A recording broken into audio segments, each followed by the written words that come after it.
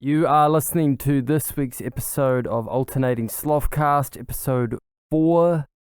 So what have I been up to this week? Well, right before I decided to come and record, I had a guy yell out of his car at me that I was quote unquote fucking disgusting. So that happened. I've had that happen before, but whatevs. People will like you, some people won't. It's just life for you. But last night I went and saw Taika Waititi's new movie, Jojo Rabbit. That was awesome. Those who don't know, it's about a young boy whose imaginary friend is Adolf Hitler. And it's about him as like a Hitler youth kid in that time period, sort of dealing with that and finding out that his mum is secretly hiding a young Jewish girl. And it's an interesting movie, and I might just put a big spoiler tag here right now because probably going to spoil at least a decent chunk of it. So probably not going to spoil it straight away, but I might spoil things from here on now. So spoilers for later on. So basically, yeah, it's about this young boy in Nazi Germany. I was really surprised when I watched the first half of the first, just the opening credits, because they had a Beatles song of all songs in the first bit of the show of the movie, and I was just baffled because Beatles songs usually cost a ton, and I think Michael Jackson at one point owned the rights to the music, so there's all this massive hurdles you've got to go through to try and get the rights for a Beatles song. So I was quite impressed to see a Beatles song and a German Beatles song as well. It was a Beatles song sung in German, so that was quite interesting and quite different. The music in general I just really liked. I don't really want to spoil this, but spoilers at the end of the movie, there's a David Bowie song, "Heroes" in Germany and in German, and that was really cool. There's a really cool fade in too, where they had like Robert Fripp's guitar sort of just slide in and just sort of vaguely come in, and that was really cool. So I really enjoyed that. There's Scarlett Johansson. Honestly, I've seen her in a lot of things. I don't usually like her that much. This year, she was great in Avengers Endgame, and then she was really great in this. And I think she was just channeling a lot of being a mother herself, being this mother character, and she did such a good job with it. And yes, it probably is the script and Taika drawing from a lot of his own experiences. A lot of his movies have these very kind, endearing mother figures, and this is no exception with Scarlett Johansson, but she plays the role so well. I cared so much for her, and I was moved. Like, I could relate to a lot of it. It reminded me a lot of moments with sort of my own mum as a kid. It was just really incredible. And there's one scene in the movie where there's a lot of really good callbacks. So we see her shoes a lot, and then in one scene we see these Jewish people hanged, which is just baffling because from that point, from the first sort of start of it, it seemed like a really sort of comedic kids movie, and then you just have like Jewish people just hanged in the middle of the street, and it's like, oh my God, it's just grabs your attention straight away. And then later on in the movie, sadly, she gets hanged, and we don't see her body or her being like hanged, but we see her feet and her shoes. And since we've seen her shoes a lot and her telling her boy to tie her laces and her tying her laces up, we instantly know it's her, and it's just frightening. Another great scene in the movie as well was you get to see Stephen Merchant, who he's doing a lot more. He's definitely does a bit of comedy in this movie, but he's also just fucking terrifying, scary. He really used his height to his advantage just to sort of have this massive looming presence. It was fucking terrifying, but really just really riveting scene. Really got you on the edge of your seat. I I went into that movie. I didn't think I was gonna like it. I was almost gonna go see Ford. I think it's Ford v Ferrari. I was almost gonna go see that movie because I really like Christian Bale, and I thought I'll go. And I like James Mangold, who wrote the script and directed it, and he did Logan, and another movie I really liked. But he's a really good director, so I was almost gonna go see that, and I might go see that at some point. But I ended up going and seeing Jojo Rabbit instead, and I wasn't really gonna go see it, but then I like got into the first chunk of the movie, and I was just like, no, I don't regret coming here now and seeing this movie. It's he's done another good film, and I shouldn't be surprised because I've liked or just about everything that Taika's done, even some of the stuff that isn't as well known, like Eagle versus Shark is it's got some really funny and poignant moments in it. And there's a couple things I've definitely noticed of his movies. The only movie that maybe doesn't have a lot of this sort of themes that I'm going to touch on is maybe Thor Ragnarok. That's like maybe the only movie that doesn't have these themes and these motifs that I see in a lot of his movies. Like one thing I've noticed, especially in this movie, was the absence of a father figure, and then also your father figure maybe not being someone you're proud of, who's maybe you have this idolized version of him in your head, but he's actually a criminal or he's actually someone terrible. And in this case, we don't get to see Jojo's dad, but we see Adolf Hitler, his imaginary friend, who's played by Taika, and he is almost in some scenes played kind of like an imaginary father figure, and there's scenes where it's quite hilarious and touching, but then there's also scenes where it's just really frightening, especially near the end, and it's like someone having to confront. To me, it felt like he's having to confront.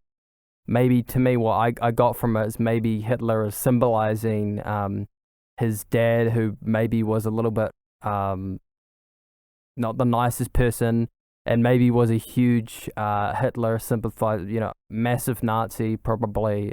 There's one scene where Scarlett Johansson tends to be the dad, and the first thing she does is slam her hand on the table and says, "Don't talk to me this way." And it's quite a scary and abrupt scene, and it goes into sort of a funny and touching scene later on. But just from noticing that, and then noticing the way Boy thinks of Hitler and the way treats this version of Hitler, his imaginary friend, you get that sort of feel from it. The other motif that I definitely noticed, and it was a little bit in Thor, is the motive of the movie starts off very comedically, very lighthearted, and then it's not that there isn't comedy near the second half of the movie, but it's a lot more dark and a lot more grim. It's where I would say the first half of Taika's movies are kind of fantasy, and then the second half of Taika's movies are in reality and in a dark reality, a bleak reality, which makes his movies quite interesting and quite different. So yeah, I went and saw that movie, and I really enjoyed it. I'd probably give it like a 8 out of 10 or something. It's not that it was a bad movie, but I also went and saw Doctor Sleep last week, and oh my god, I'm a huge fan of the Stanley Kubrick Shining movie, and that movie was just like fan fiction and just fan service for fans of that movie, and just it was just so many good things done, and just musically, just little nods. I was telling a friend of mine that the trailer, all the stuff you see in the Doctor Sleep trailer is all the obvious references to The Shining, but all the stuff that you see that is in the actual movie, there's a lot of like stuff that's really subtle, like, oh, we're going to place the camera here. He's going to move exactly like Jack Nicholson in the scene, or he's going to hold the glass in the same way. There were just crazy things like that you'd have to watch the movie more than once to know. Little like number things on the doors, just all these little subtle cues that I was trying not to yell or get too excited because I'd be sitting watching the movie and going, they did that, oh my god, they did that, and I was just, just loving it. And Ewan McGregor has gotten so much better with his, I'd say, Northern American accent. Because I don't think his Southern American accent's completely bad, but his Northern American accent, back in the day at least, I noticed he would have trouble trying to keep that and not slip into like a Scottish accent. But this movie, I noticed that was definitely not the case with this movie. So he did a great job, and Cliff Curtis was in it as well. He kind of slipped in and out of his New Zealand accent, but that movie is fucking awesome, and there were some terrifying moments. And what's funny is I don't really like, I like supernatural, but I don't really like ghost stuff. That's the elements I never really liked about The Shining. I'm more interested in the psychological aspect, but I was actually scared by some of the ghost elements in the movie because it was just done, in my opinion, so well. And the main creatures in this, the main villains in Doctor Sleep, are more like vampires, which is more of my more so what I like to lean into in supernatural stuff. And I just really, they were like hippie vampires, and I thought that was just such an interesting angle. And they were kind of like a cult. They reminded me if Charles Manson and his group had become vampires. I think that's kind of what we would get. So there was that interesting aspect to it. So what else did I want to talk about? So I had a gig last weekend with my friends Sean and Davi. They're friends of mine from my audio course. I did a music education paper, and I kind of knew Sean for the 3 years that I've been here.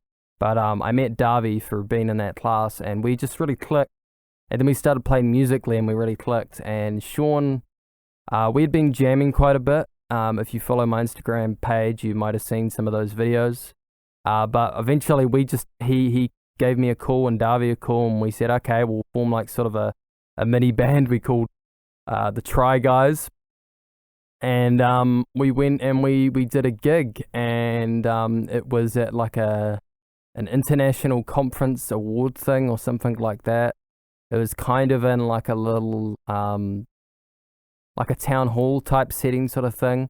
And we went in there, we just we set up, and we did 3 songs, covers. We did one original that I'd made, and would have went really well, except for the fact that my guitar playing, I've been practicing, but I haven't really been practicing much holding a strap and playing and standing up. So I had to do that at the gig, and I didn't adjust it, and so I just went and played.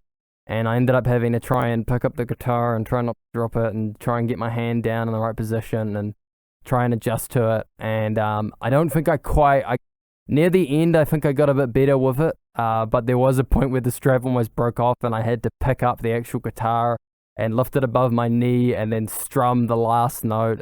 So it was, yeah, I thought vocally I did really good, but in terms of playing, I was really disappointed. I felt like I'd let down my band because there was a lot of annoying stops and starts. So I was a little bit annoyed with that side of things. But other than that, I thought vocally I did fine. And we had someone come afterwards to get like a photo and talk with us. And they liked us, and they asked if we were doing any more gigs. And we were like, oh, well, we'd like to, but Sean's going up north and I'm going up north, and we're, down south. And Darby's the only one who's maybe staying down south. So we had that predicament, but it was a fun night. I got to see some cultural dancing and stuff. Someone from Thailand was doing this cultural dance that was really cool. It just felt really surreal. It was awesome. And then there was some people from Colombia doing these sort of shaking the dress around. I don't know what they'd call it. It was this dance that was using the dress to sort of move around and do some sort of cha-cha like stuff. It was really cool. And then people came up and did salsa and stuff. It was just a really, really fun night. I didn't get paid for the gig. I just got biscuits, like a big box of biscuits and some nibbles. So I got paid in food, so that's not too bad. So yeah, that was a fun experience, and I always just, even if I fail, I just love to have the experience of just gigging. And I hadn't really played actually with a full band like I was that night. In the 3 years, I had mostly just done solo stuff on the guitar, or the piano, or just singing with someone else playing, one other person. So it was fun to be in like a full, three-piece band experience again. So yeah. This episode is gonna be probably a little bit shorter than the usual ones, just because. So I have found a new place to record, to do some recordings. There might be some popping and some P's and stuff still. I'm gonna try and sort out an EQ, but I don't have a pop filter at the moment. As I said, I can't use the studios that I was using at the course because the course is shut down till next year. It's just not open. So yeah, I won't be able to record in there. So I'm actually recording live at Radio Southland at the moment in Invercargill in one of their rooms with my setup. But yeah, I'm just recording there, and they've got an interview at 3 o'clock. So I'm gonna try and not be too long. So this episode might be about maybe 20 minutes, maybe 18 minutes at most. But it won't be super long. But I'll maybe I'll throw in some bonus content next week or something. I'm still trying to look at getting some interviews for Insert Cast. I've been hounding the people from I won't say who they are because it might come, might not. But I'm getting in touch with some people still. Some people have been real responsive, some people not. So yeah, just keep on doing that. I've got maybe some potential people lined up. I guess I could also talk about, just for a little bit, my flatmate. He taught me how to do some scratching, like DJ scratching, and it was a fun experience. You don't realize how hard it is, how fast the momentum of the record is, until you actually put your hand on and you try and move it back, and you try not to let go of it. Like, that was the hardest thing for me. Just the timing of it. My timing musically is just not as good as it could be, and so I just found myself sometimes just having trouble trying to just hold on to the record while trying to move it and stay in sort of the same place. And then he was trying to get me to find a sample and then go back to that sample, try to find it again. That was just, I'm just terrible at timing sometimes when it comes to music. But I found for me, when it came to scratching, I couldn't do a full hand scratch. I couldn't use my whole hand to do some scratching, to do some what they call scribbling, where it's like really fast back and forth movement. I found for me the easiest way to do that was to actually use my fingers, because I had seen some UK DJs, they would, when they're scratching, they wouldn't use their whole hand. They would actually use like all their fingers, like they're almost like playing piano on the record. So I was doing, like, trying to do sort of a similar thing, just because for me, I found it was something easier for me, something that I could, something I was familiar with, because I'm not really, rhythmic and timing stuff just isn't my specialty. So I thought, I'll take it from the same approach I'd play piano or any other sort of instrument that I can play. So that's sort of the way I went about it. But I think I got a lot to learn, because my friend afterwards, I scratched her a bit, and then he got on the exact track I was doing it, and he just did some crazy shit, just playing with every single knob and fader on the thing while also scratching with the other hand. I was like, holy shit, I've only, hit the tip of the iceberg. He's like, he can do some crazy shit. So, it was just, yeah, it was a fun lesson though. He was, I think, a little bit tired, so I appreciated that he took some time out of his day to teach me this cool thing that he knows how to do. Because it's always cool when you can learn a new skill, and there's so much we can learn from other people sometimes. That can be, and he's such a good teacher. I know he'll probably be listening to this, being a bit embarrassed about me saying this, but he's actually a really good teacher. And I think it's because he's really patient, and he's also willing to push me and keep me going and get me to ask questions and be honest as well if I don't get something, which is my biggest issue sometimes in my class. Like if I don't get something, I might just keep my hand down and just not understand it. Which I need to just, say, hey, I don't understand this. Can you help me out? So yeah, this is a short one, but this is Alternating Slothcast episode 4. Thank you for listening. Catch you later.